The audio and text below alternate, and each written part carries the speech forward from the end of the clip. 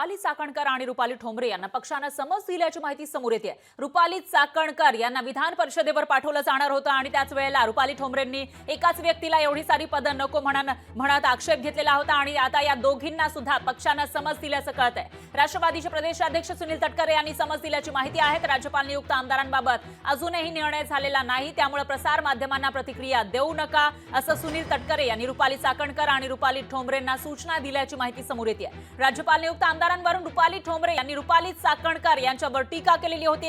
एकाच पक्षातील या दोन महिला नेत्या आणि त्यांनी एकमेकांवर टीका केल्याचं पाहायला मिळालं होतं। विशेषतः रुपाली ठोंबरे यांनी रुपाली चाकणकर यांना विधान परिषदेची आमदारकी देण्यावर आक्षेप घेतलेला होता। एकाच व्यक्तीला जास्त पद नको, एका व्यक्तीला एक पद या न्यायानं पद दिली जातील असं म्हटलेलं होतं आणि त्यानंतर आता पक्षाचे अध्यक्ष प्रदेशाध्यक्ष सुनील तटकरे यांनी रुपाली ठोंबरे आणि रुपाली चाकणकर यांना समज दिल्याची माहिती समोर येते।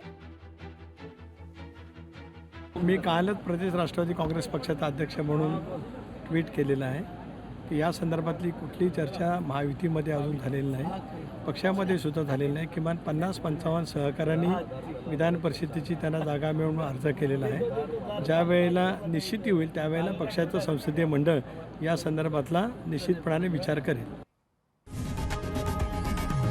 लोकशाही मराठी ऐका, पहा, जागरूक रहा।